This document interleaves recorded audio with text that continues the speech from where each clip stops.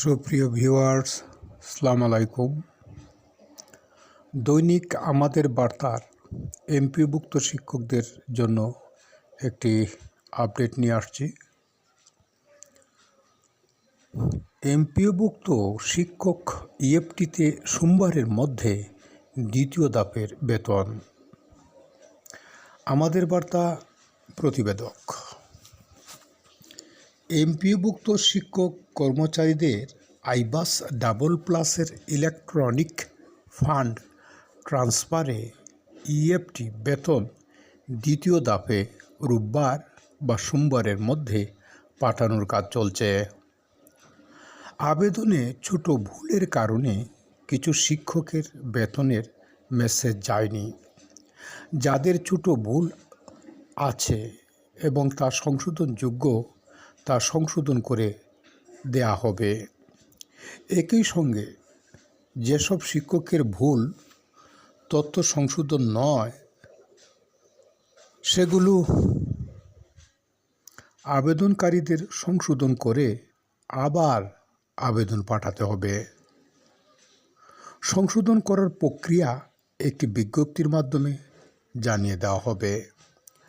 জাল শিক্ষক বাদে পর্যায়ক্রমে সব শিক্ষকই ইএফটি কার্যক্রমে অন্তর্ভুক্ত হবেন।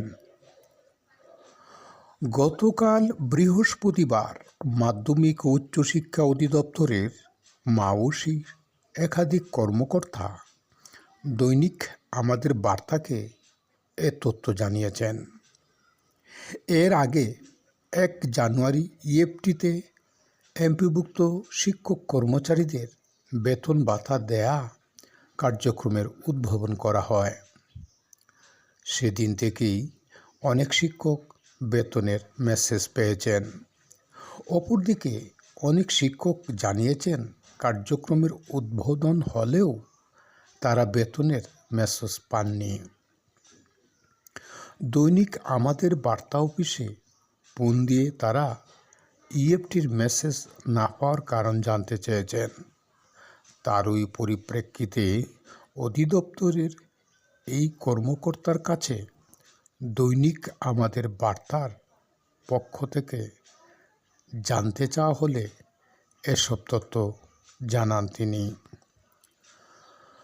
ধন্যবাদ সুপ্রিয় ভিউয়ার্স। এরকম এমপিওভুক্ত শিক্ষকদের ও অন্যান্য শিক্ষা বিষয়ক আপডেট জানতে, নিউজ জানতে আমাদের YouTube channel master telecom 624 YouTube চ্যানেলটি সাবস্ক্রাইব করে আমাদের পাশেই থাকুন। ধন্যবাদ সবাইকে। আসসালামু আলাইকুম।